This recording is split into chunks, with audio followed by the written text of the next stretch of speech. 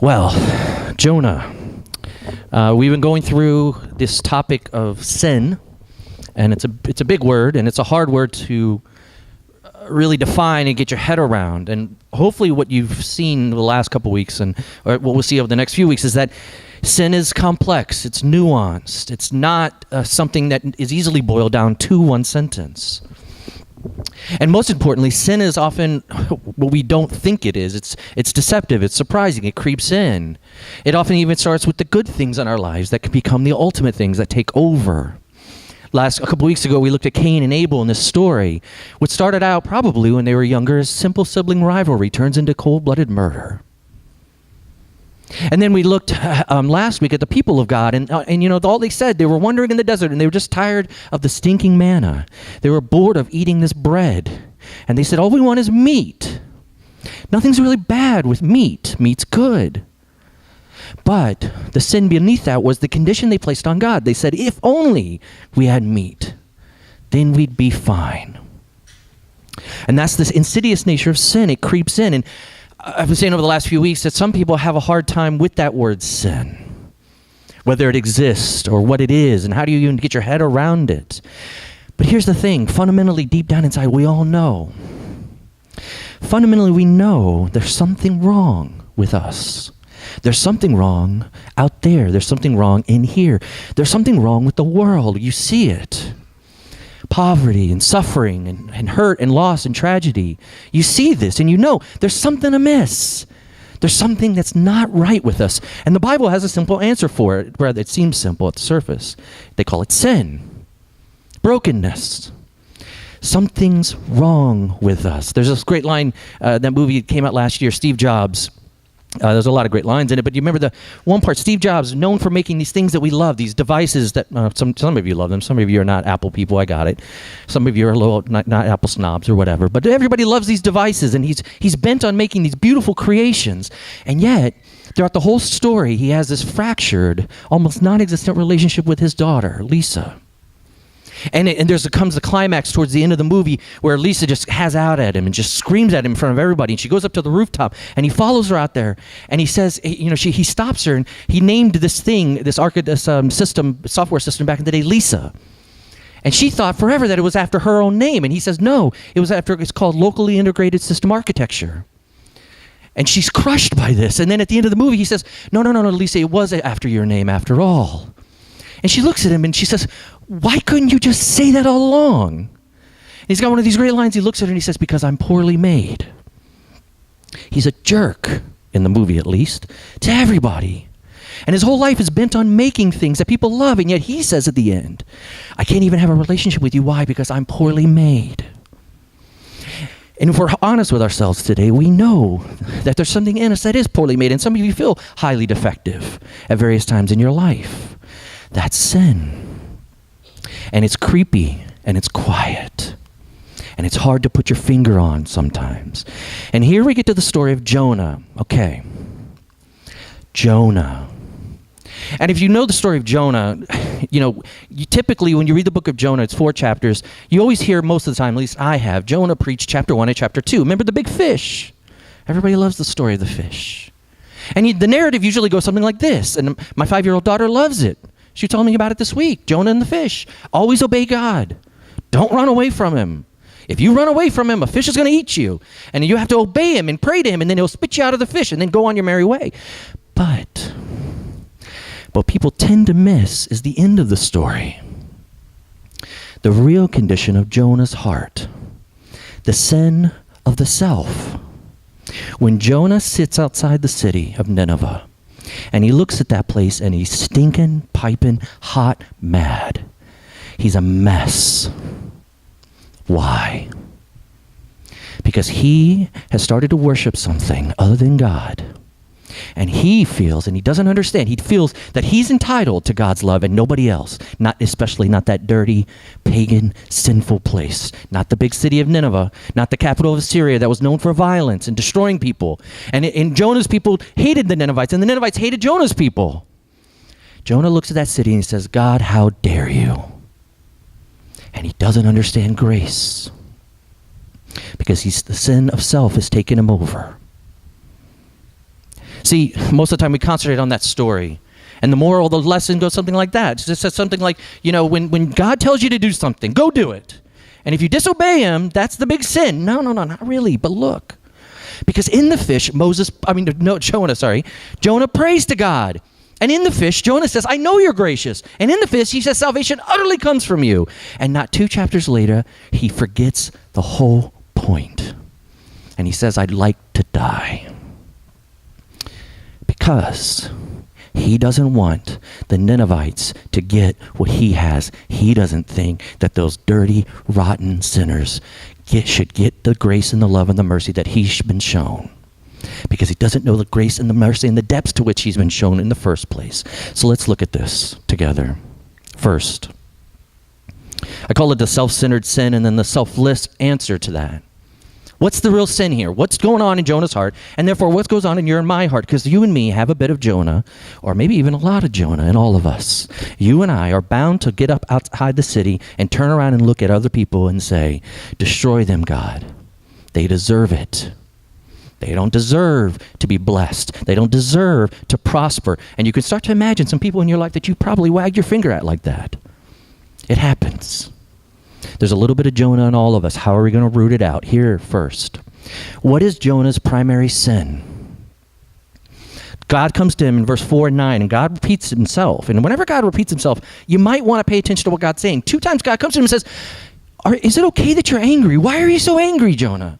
Is it right for you to be angry? And Jonah says 2 times, yes, I am. I have every right to be angry. Now, let me pause for a second here. Anger in and of itself is not the sin. Let me say that again.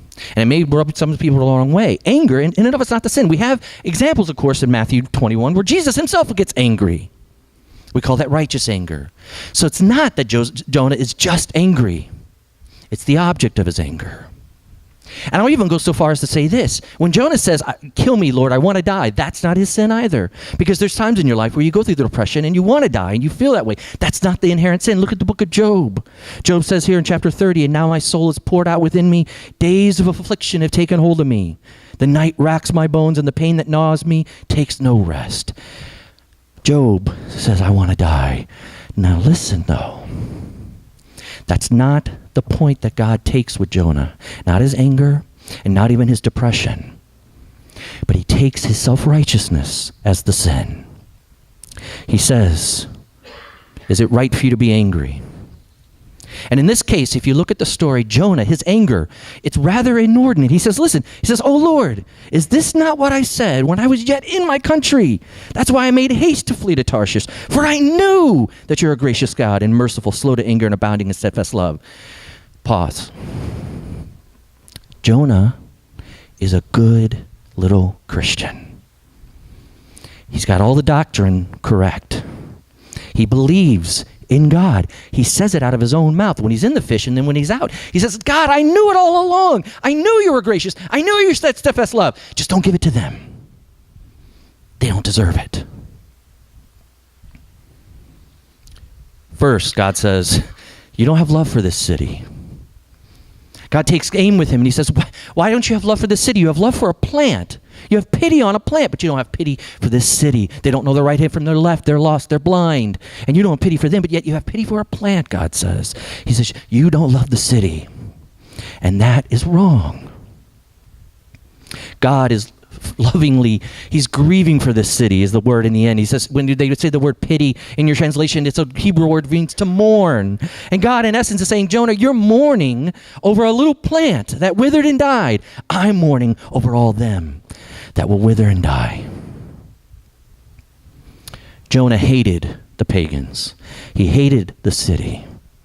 And he didn't want God to give them anything that he had.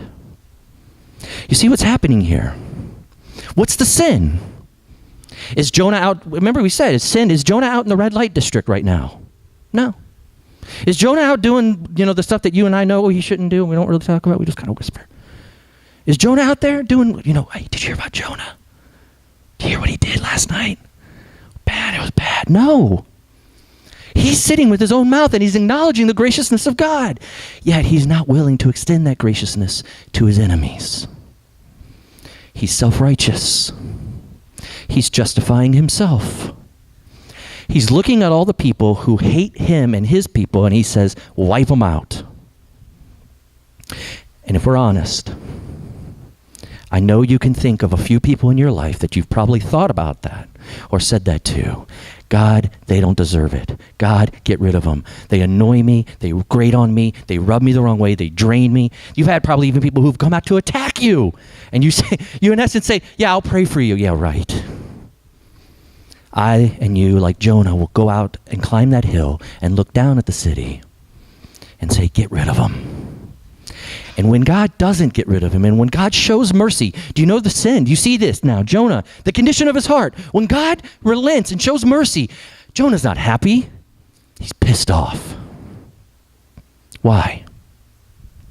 Because he never knew the grace of God to begin with.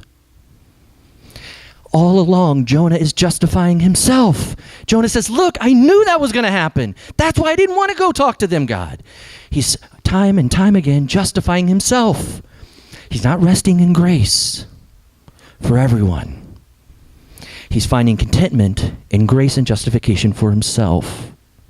Listen, what's Jonah's sin? It's his self-righteousness. It's a snobbery, you may say, but it's a religious snobbery. And it's rampant through the church. Do you see the insidiousness of sin now? It's not necessarily all the immoral deeds, although those are sin. This is what makes Christianity vastly different than almost every other worldview or faith religion that you can bring up. Because Christianity will say this. A Christian says, not only do I repent of my evil deeds and the bad things I've done in my life, but I also need to repent of the good things I've done in my life. Because more often than not, the good things that we do in our life are tainted with selfishness. They're tainted with self-righteousness. They're tainted with the need for us to justify ourselves. Look at me, I'm not them. Yeah, I'm not perfect, but I'm not them. Jonah says, God, you are gracious, and I'm a follower of you, but don't let them in. They don't deserve it. I do, Jonah says, in essence. He's justifying himself. You remember that line in The Chariots of Fire where Harold Abrams, he's Eric Liddell's one runner and Harold's the other runner. And Eric Liddell says, God made me one thing. He made me fast. And when I run, I feel his pleasure. And Harold Abrams got this one line. He says, will I race? And he says, I will. I will raise my eyes and look down that corridor, 4 feet wide, with 10 lonely seconds to justify my whole existence. The whole reason why he ran was not for the joy of running. It was the 10 lonely seconds, he says, in the sprint when he can justify his whole existence. And if you don't like Harold Abrams and Chariots of Fire is not your bag, take it from the great philosopher Rocky. You remember Rocky?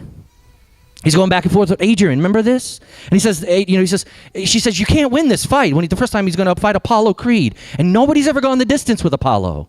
And here's little Rocky from Philadelphia, little bum of a guy, a nobody, a nothing, no name, no value. And he looks at Adrian and says, because I was thinking, it don't really matter if I lose this fight. It really don't matter if this guy opens up my head either. Because all I want to do is go the distance. Nobody's ever gone the distance with Creed. And if I can go that distance, you see, and that bell rings and I'm still standing, I'm going to know for the first time in my life, see, that I weren't just another bum from the neighborhood. And yes, that is bad English. It's Rocky. He says, if I can just go the distance, I'll know then that I wasn't just a bum. Harold Abrams says, I have 10 seconds to justify my entire existence. Jonah climbs that hill and he says, I'm right, they're wrong. Destroy them, save me. And in essence, what he's saying is, God, I've earned it. They haven't. He's taking the ultimate spiritual selfie.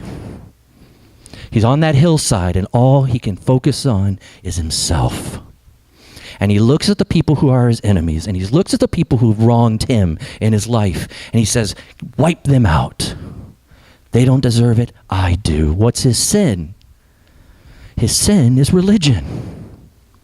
His sin is the idea that he has done everything right. He's a person of God. He even says, God, you're gracious. Just don't be that gracious to them. God, you're merciful. Just don't be that merciful to them. They're the evil ones. I'm not. They're bad. I'm good. His religion has become his justification. It's become the 10 seconds in which he justifies his whole existence. And you know this because when it's taken from him, you know this, that when mercy is shown to the enemies, he loses his mind. Think about it. In your life, the enemies of your life, and we've got them, let's be honest. It's church. We could be honest. There's enemies. There's people, there's Ninevites in your life. Or there are and there have been. If there aren't, just wait. There will be. There will be the Ninevites who come up against you in your life, and you're bound and prone to say, God, I don't deserve it. Get rid of them, hurt them, make them suffer, make them lose, justify me, to prove to everybody that I'm right and they're wrong. Zero-sum game. That's not grace. That's religion. That says you have what you've had because you've earned it. And you'll do anything, and I will do anything to prove and go the distance to prove that we're not just some bum. We need something to justify us. We need something to tell us that we're important, that we mean something. For Jonah, it was his faith. It was his religion. It was his standing as a person of God. Isn't that ironic? The very thing that he was using to justify himself was the very thing he was using to condemn the people he just didn't like. Jonah says, get rid of them. They don't deserve it. This is why I didn't want to do this in the first place, God. I told you so. And here, let me push this a little further. Before I go on to the answer, before I close this, look at the trap of self-righteousness. Look what it does. Jonah, in chapter 2, in the fish, gets it. He's what we would call a good Christian boy. He says in chapter 2, salvation, he says, Jonah chapter 2, but I, with the voice of thanksgiving, will sacrifice to you. What I vowed, I will pay. Salvation belongs to the Lord. He gets it. Check the box, Jonah. Good. And in 2 chapters, he is a hot, stinking mess of anger and revenge. Here's why the sin of self-righteousness is so evil. And this is why the gospel, the message of the gospel, is something you and I need to preach to ourselves every single day. And let me push this out. Some of you heard me say this, the gospel, the message, when you say Jesus Christ died for me, to save me, by grace alone, nothing I did to deserve it. When you say that, it's not just the entrance into the club. You don't go, check that box, I move on. Why? Because the human heart's going to forget that message. Jonah forgets it. We forget it. And tomorrow you'll wake up and you'll find a new Nineveh. You'll find new people to go out and try to wreck and say, God, get rid of them, wipe them off the face of the earth. Jonah, he understands the gospel in chapter 2. By chapter 4, he's forgotten it. Again. This is why at Soul Grace, we just believe that the gospel is not just the ticket into heaven. It's not the ABCs of faith. It's not the beginning point of faith. It's the A to Z. It's everything.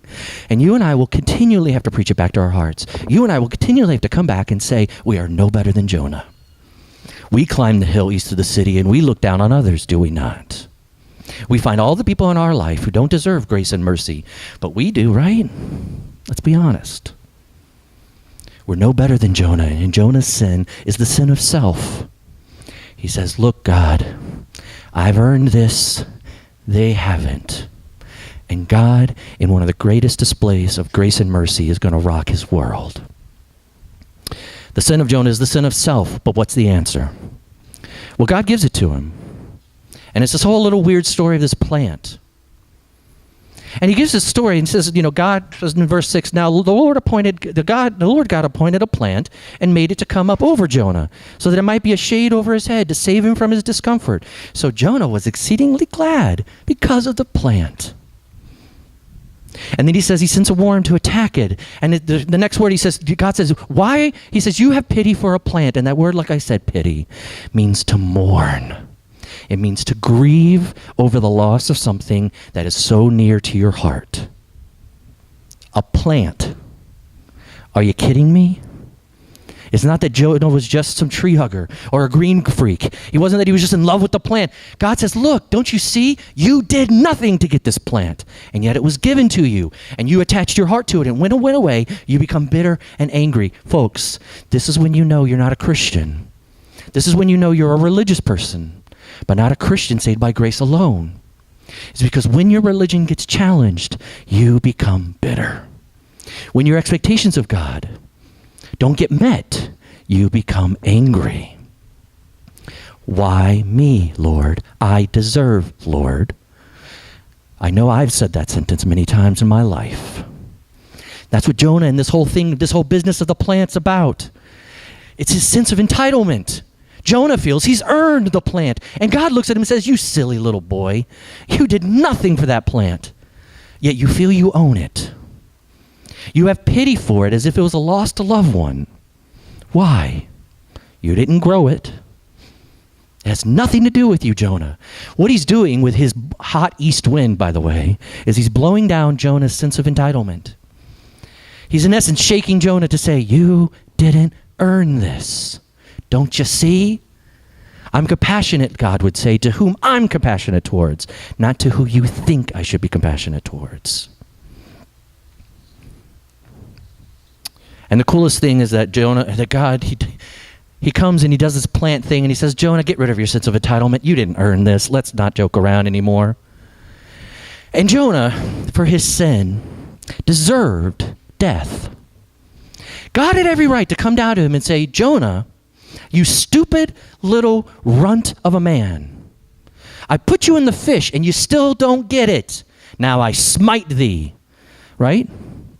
That's the Old Testament God, isn't it? That's the one I heard from Sunday school, right? Don't anger the Old Testament God. He's wrathful and he's vengeful and he's angry. What did he do to Jonah? He comes and he asks him some questions. He says, Jonah, why are you so mad, man? And he asks him again, Jonah, why are you so angry? He's soft and he's tender. Yes, he will destroy the vines in our lives, and he'll need to destroy your vines, your sense of entitlement, your sense of self-worth, whatever that 10 seconds is that you use to justify your existence. He will have to destroy it with the hot east wind. But at the end of the day, to Jonah, he comes and he says, stop thinking you've earned it. You haven't. Jonah was the ultimate Pharisee. See, in the New Testament, we had a word for these people. Pharisees, you know these guys. Some of you know them. These Pharisee guys, they were the good religious people of the day. They were the good churchgoers. They knew their Bible. They did their prayers. They went to church. They were righteous and morally correct. And yet, they felt they earned God's love by that way. And Jesus comes to the Pharisees and says, no, no, no, no, no, no, no, no, no, no. And God comes to Jonah in essence and says, no, no, no, no, no, no, Jonah. Stop thinking you've earned it.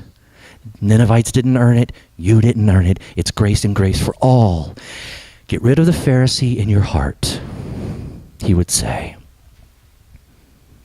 And God, he says, Jonah, you mourned over the plant.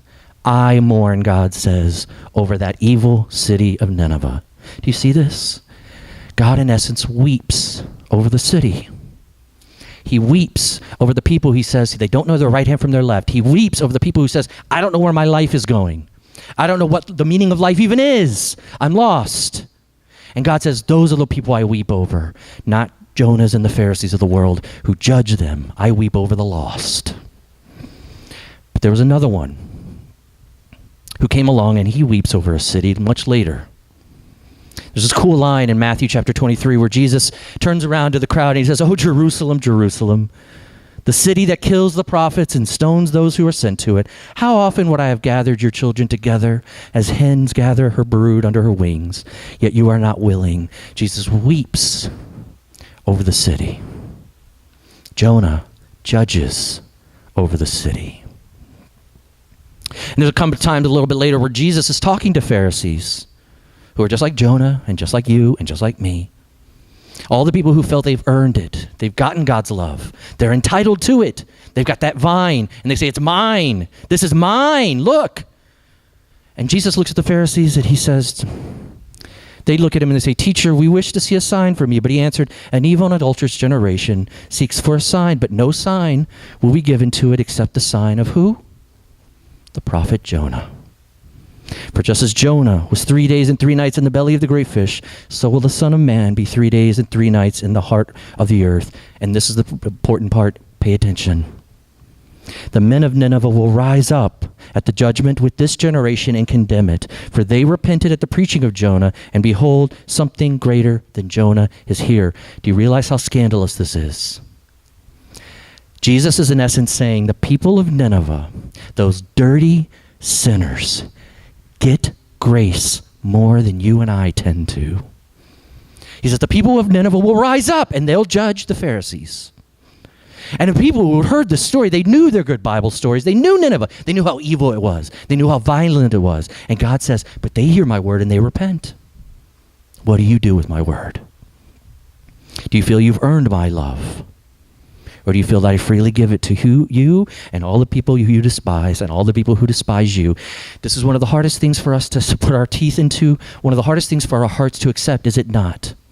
You look around your office, you look around your classroom, and you see those Ninevites, do you not? You look around and you see the people who don't deserve to be forgiven. They've messed up too much, and God says, no. No. Jonah goes outside the city, climbs the hill, looks down on the city, literally, and judges it. One greater than Jonah came. And he went outside the city, and he went up on a hill, not to judge the city, to forgive them. Jonah went outside the city, looked at them and says, kill me. Jesus goes outside the city, and he says, kill me, not them. You see, folks, the sin of self says, I've earned it. I'm not a bum. I can justify myself. It's my plant. It's my vine. And God will come in. He will have to. He'll have to destroy that vine. But he looks at Jonah with such grace and such compassion. He says, Jonah, you care about this stupid plant. I care about all of them that you rub and stick up your nose at. See, God's compassion is not as narrow as ours. Let me close by saying this. The Ninevites, this city of Nineveh, if you go back in your history books, and I won't bore you in the next couple minutes with it, go back. They are some really evil people. They've done a lot of mean, nasty, atrocious things in the world, especially to Jonah's people. They're evil. They're violent. And by all accounts, God should have said to them, Ninevites, come and grovel, beg, bow, plead. And he doesn't. What does he do? He relents. He holds back. He shows compassion to the uncompassionate. And you and I, that's a great story, the story of Nineveh and Jonah, but we have one, Jesus says, one greater than Jonah. It's him. Jesus is the ultimate example that God looks at you and me and says, he doesn't say grovel, come, beg, crawl on the ground, you worthless little being. He says, no, my son went outside the city to die for you. Get rid of your vines. Get rid of your entitlement. As I close, let me ask you this. That's the gospel. And Jonah, he understood it. Then he forgot it. And God had to remind him of it, just like he's got to do for you and me. Now, if you take that message of the gospel, how then does it change your attitude towards those in your life? The Nineveh, the evil city. When the going gets tough in your life, in this city, the city of Seoul, do you get running like Jonah? The whole moral of the story is not simply just to trust and obey in God. That's religion. And Jonah thinks because he's obeyed God that he's earned it. And God says, no. The Ninevites, they repented. They know my grace better than you. And if you and I start to take that attitude out into the city, it should and it will change the way we look at the city. This is why Dennis sang that song earlier. You're the God of the city, and there's greater things to come. We can't judge this place. We can have compassion on it, because we know we were shown compassion first. The one greater than Jonah comes. He destroys the vines of entitlement in our lives by going to the cross. He says, you didn't earn this. Stop trying to justify yourself. Come to the cross. Come to compassion for everyone who will have it. go now in prayer to God. Take a moment. Think about this story of Jonah and what it means for you and me in the Ninevehs of our life before we close with our final song.